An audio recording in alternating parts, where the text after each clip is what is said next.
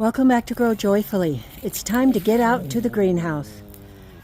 And for some reason, Timmy is on the roof again.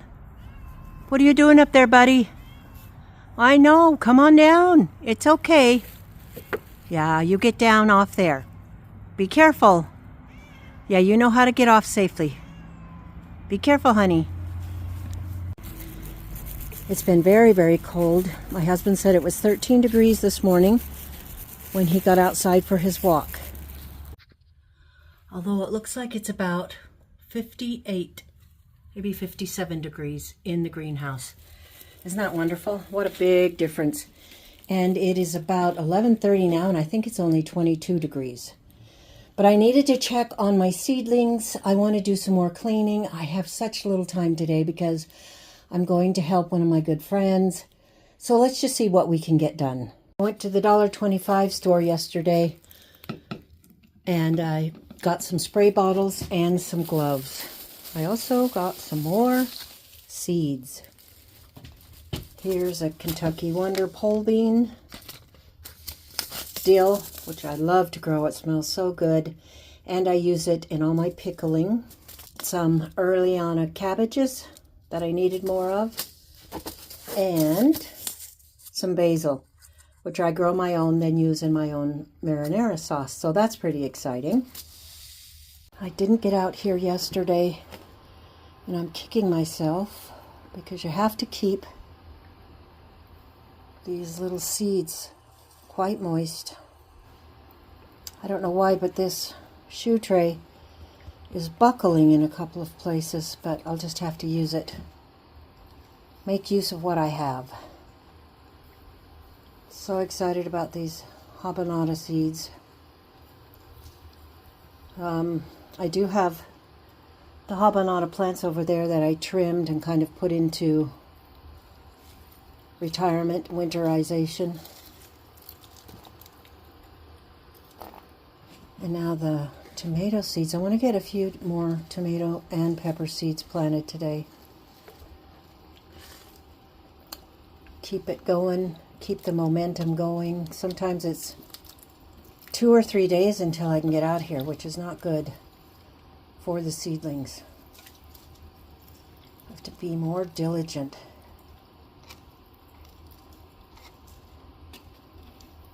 Okay, so we have those watered. Let's go down here and check the repotted sun gold cherry. They look okay so far. I don't see any new growth, and these are plenty wet, so I don't need to water those. And the larger one is wet too. Still have the little bloom. 3 blooms now on this little sun gold cherry. Let's feel the cabbages. They have a little dampness in them. Take off that leaf that doesn't look happy. But I'm going to water them just a tiny bit to make sure that they can survive if possible and their roots can grow strong. Right down into this nice growing mix. Okay, so the seedlings have now been watered. I wanted to show you, if I can move this little sign, that these chocolate sprinkles cherry tomatoes, these actually completely grew in the garden shed over the winter. They started like this with their little blooms, and now they've ended up like this.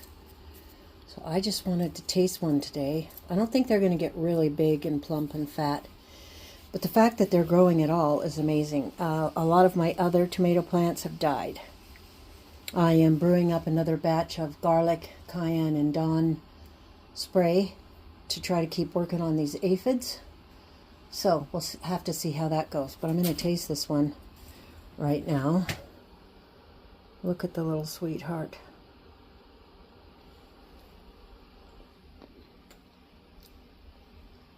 Oh my goodness. That's summertime in the winter. I'm so happy. This was worth it. Some of the plant just looks really awful. I need to trim these off, but man, I just don't have the time to get out here like I want to. Before, I didn't want to get out here and be by myself, but now I do want to get out here. But today, I'm going to go help somebody else. So let's go over and plant some more tomato seeds. Here are 2 of the habanada. Actually, this is the hot pepper salsa blend. And this is a habanada that have been trimmed right down and kind of put into sleep mode. I hope they're doing okay. Before I plant some more tomato seeds, I really wanted to try to do some winter sowing. I have not had the time to look up these videos to see how people do it, the idea behind it, the goal, etc. But I'm going to just try with what I have and the knowledge that I have, and it may turn out terribly. But I wanted to bring you along as I cut this milk jug in half, and I'm going to fill it with soil, and I'm going to try some spinach in this milk jug. So cross your fingers, let's get started. It's time to start saving my banana peels again so that I can dehydrate them, grind them up in the blender, and I use them in growing concoction, if you will, with ground up eggshells, blood meal, bone meal, and a little bit of organic fertilizer. But I don't quite need this concoction yet until the seedlings get stronger. They get their true leaves and we pot them up. But for now, it does take a while to gather all those banana peels and keep them in the freezer until it's time to dehydrate a whole batch. Okay, so we are going to put in some blood meal and bone meal in this half of a milk jug right now. So I'm just going to take a little handful of bone meal, a little handful of blood meal, and just mix those up. I finally found my little planter. It's because things are a mess in here, but I am giving myself grace.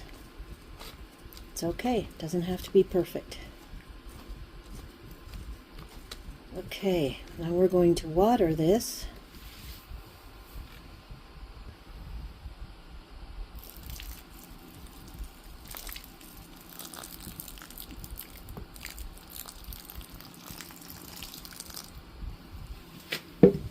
It's really hard for me to find a good potting mix that doesn't either have too much peat moss or too many sticks from the bark mulch or what have you. This is really quite barky.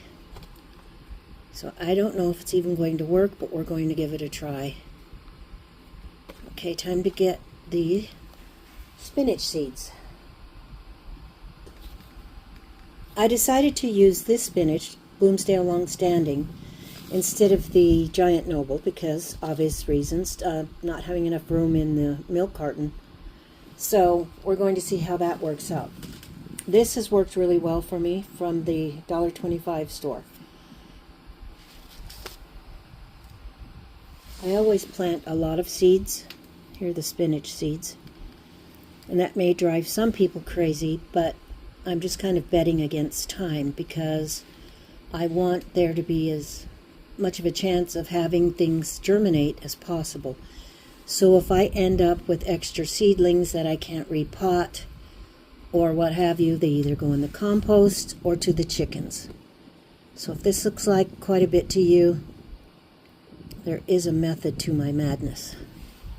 And then I'm going to cover that with a little bit more potting mix.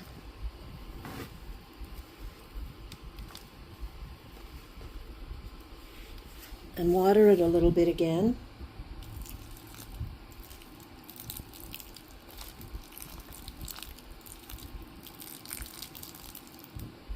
And then I'm going to try to put perlite on it, just to see if we can keep it even more temperate and moist, but not too moist. Okay, now it's time to tape the top on. All I have out here is Scotch tape, so we're just going to have to make do. Let's plant 3 more types of tomatoes today. I plant a whole bunch in each pot, and then that way I can separate them. And I forgot to add the bone meal and the blood meal to all of those first pots that I planted. But I've done that before. I mean, last year was my first year of even using blood meal, bone meal, and I've done fine before, so I'm going to be okay. But anyway, let's get 3 different kinds planted, and I like to plant a whole bunch in one pot so I have a whole bunch to transplant, and I'm not taking up all that room on the grow mats under the grow lights. So it usually works out. We all have our different methods. We all have our different ways. And it's okay. It'll work. Bone meal. Blood meal. And a little more perlite. So I wonder what I'm going to plant today. The first thing that came into my mind was Aunt Ruby's German green. Okay, so we're going to go with it. I decided to plant 4 today just because I can't contain my enthusiasm. So what we're going to go with is the first thing that popped into my head, Aunt Ruby's German green. Then the Costralie. I love this tomato. Big, beautiful, tasty, reliable. And then the Paul Robeson that I really have to nurse along. I want to make sure I have enough time to make sure that I have plants that will grow. And last year I had 2 or 3 plants that just died out in the garden once they were planted. And the 4th one, because it's such an awesome, reliable tomato, the triple crop. I'm going to get them watered.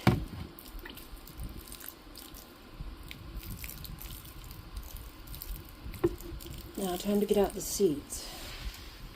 Break up the clumps here in Aunt Ruby's. There we go. I usually put about 10 to 15 seeds in here. That way it saves me room on the heat mat and under the grow light. And then when they get bigger and get their true leaves, I can move them up to a bigger pot. So there's Aunt Ruby's. Here's the Costralie.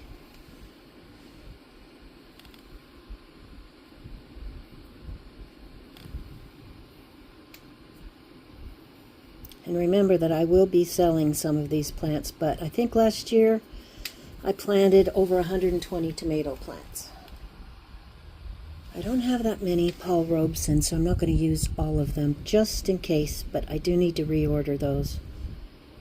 So I'm going to try to get on that today if I have the time or can remember. And then triple crop.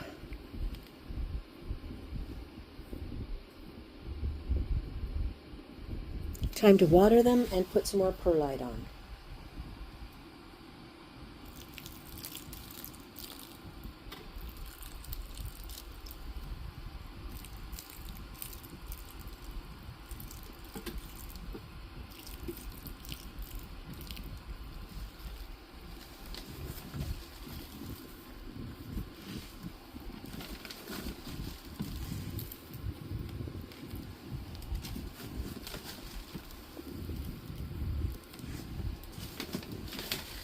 Okay, job done. Time to get them on the heat mat.